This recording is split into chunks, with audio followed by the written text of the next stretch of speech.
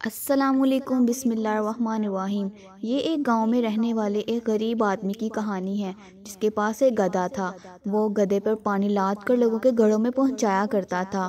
لوگ اس کو معاشقی کہتے تھے اور اسی طرح وہ اپنے کنبے کا گزر بسر کیا کرتا تھا۔ اسے اور کوئی دوسرا ذریعہ نظر نہیں آتا تھا کہ وہ کسی اور طریقے سے کما کر اپنے گھر والوں کا پیٹ پال سکے۔ اس کے پاس ایک گدھا تھا جس پر وہ سارا دن کام کرتا، اور اس گدھے کے اوپر بھی جو اتنا بوجھ لاتا، اس کی وجہ سے گدھے کی حالت بھی دن بدن خراب ہوتی جا رہی تھی۔ گدھے کے جسم پر زخم بنتے جا رہے تھے، دور دور تک پانی لے کر جانا پڑتا تھا۔ گدھے کی حالت دن بدن بگڑتی جا رہی تھی اور وہ بیچارہ نڈھال رہتا۔ مالک اس کو کھانا بھی نہیں کھلاتا تھا کیونکہ اس کے پاس اپنا اور اپنے بال بچوں کا گزر بسر کرنے کے لیے پیسے نہیں ہوتے تھے، تو وہ گدھے کو کیا کھلاتا۔ اسی طرح ایک دن گدھا نڈھال حالت میں کھڑا تھا کہ وہاں سے شاہی خاندان کے استبل کا داروغہ گزرا۔ اس نے دیکھا کہ وہ گدھا بہت بری حالت میں ہے۔ اس نے گدھے کے مالک سے بولا کہ تمہارا گدھا بہت بری حالت میں ہے، لگتا ہے یہ مرنے والا ہے، کیا تم اسے ٹھیک سے کھلاتے پلاتے نہیں ہو؟ مالک نے بولا کہ میں خود کھا پی لوں، اپنے بچوں کو کھلا پلا لوں، اتنا میرے پاس نہیں ہے، تو میں اس گدھے کو کدھر سے کھلاؤں؟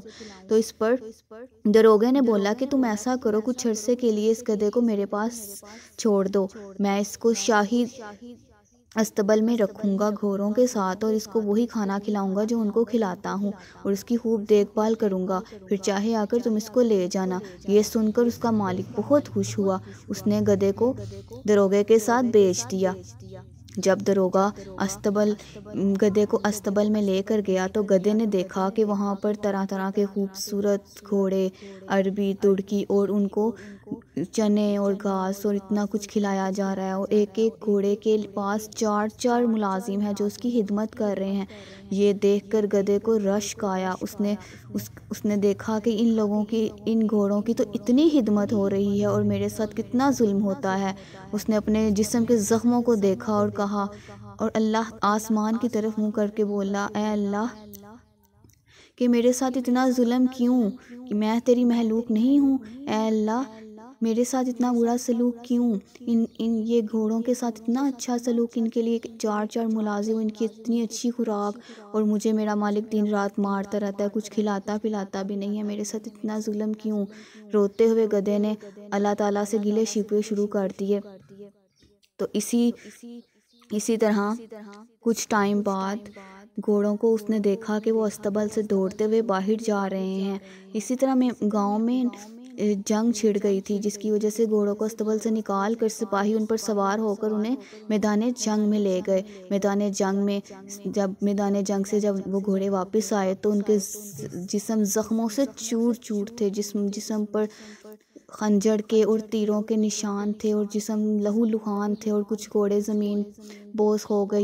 یہ سارا ماجرا دیکھ کر گدھا حیران اور پریشان رہ گیا، اس کے رونگٹے کھڑے ہو گئے جب اس نے دیکھا کہ گھوڑوں کے جسم پر جو زخم موجود ہیں، گھوڑے لہو لہان ہیں، تو اس نے دیکھا کہ جب ان کے جسم سے تیر نکالا جا رہا ہے تو جسم ان کا کانپتا تھا، اور یہ ان کی حالت دیکھ کر گدھے کا جسم کانپنے لگ گیا، اور اللہ تعالیٰ سے اس نے اپنے جو گلے شکوے کیے تھے، اس نے اللہ تعالیٰ سے اس کی معافی مانگی اور بولا کہ یا اللہ، تیرا تو شکر ہے کہ میں جس حال میں بھی ہوں ان سے تو بہتر ہوں۔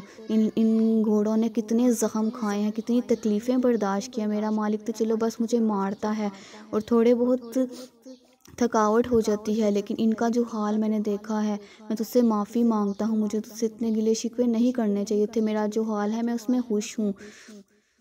اس کے بعد داروغے کے پاس اس کا مالک، گدھے کا مالک آیا تو وہ گدھے کو لے گیا، تو گدھا اس کے بعد بہت اچھی حالت میں نظر آ رہا تھا۔ مالک نے سمجھا کہ وہاں کی خوراک کھا کر گدھا اچھی حالت میں ہے اور کام بھی اچھا کرنے لگ گیا ہے، لیکن اسے نہیں پتا تھا کہ گدھے نے وہاں کے حالات دیکھے ہیں، تو اس نے اپنی حال پہ شکر ادا کرنا سیکھ لیا ہے اور وہ اپنی زندگی میں اب خوش تھا۔ پیارے ناظرین، ہم لوگوں کا بھی یہی حال ہے، ہم اپنے حال حالات کو دیکھنے کی بجائے دوسروں کے حالات کو دیکھ کر رشک کرتے ہیں اور یہ دیکھتے ہیں کہ اس کے پاس اتنا ہے، ہمارے پاس اتنا کیوں نہیں، جبکہ جو نعمتیں اللہ تعالیٰ نے ہمیں عطا کی ہیں ہم ان کا شکر گزار نہیں ہوتے، بلکہ زیادہ سے زیادہ کی امید لگا کر بیٹھ جاتے ہیں۔ دیکھتے ہیں کہ ہمارے ہمسائے کے پاس اتنا ہے، ہمارے پاس اتنا کیوں نہیں ہے، اللہ تعالیٰ سے گلے شکوے شروع کر دیتے ہیں، دوسروں کی چیزوں پر نظریں رکھتے ہیں، جس سے ہماری زندگی بے سکون ہو جاتی ہے اور ہم پریشان رہتے ہیں۔ ہمیں ہر حال میں اللہ تعالیٰ کا شکر ادا کرنا چاہیے۔ اللہ تعالیٰ نے ہمیں جس حال میں رکھا، اگر ہم اللہ تعالیٰ کی دی ہوئی نعمتوں کا شکر ادا کریں گے تو ہم پرسکون زندگی گزاریں گے۔ اگر ہم دوسروں کو دیکھتے کہ اس کو اتنا دیا مجھے اتنا نہیں ملا، تو ہم کبھی سکون سے زندگی نہیں گزار سکتے۔ کیا پتہ جس کی زندگی کو دیکھ کر آپ رشک کر رہے ہیں اس کی زندگی میں آپ سے بھی زیادہ تکلیفیں اور پریشانیاں ہوں، یہ تو صرف اللہ جانتا ہے اور وہ انسان، اس لیے دوسروں کو دیکھ کر رشک کرنے کی ضرورت نہیں ہے، بلکہ اپنے رزق پر اور اپنی نعمتوں پر اللہ تعالیٰ کا شکر ادا کر کے زندگی گزارنا سیکھیے۔ دیکھنا زندگی آپ کی پرسکون ہو جائے گی انشاءاللہ، آمین۔ اللہ تعالیٰ ہم سب کو سمجھنے کی توفیق عطا فرمائے۔ میرے چینل کو سبسکرائب کرنا مت بھولیے گا۔ مزید اچھی ویڈیوز دیکھنے کے لیے چینل کو لائک کریں، ویڈیوز کو شیئر کریں، پیارے پیارے کمنٹس کریں۔ خوش رہیے اور خوشیاں بانٹیے۔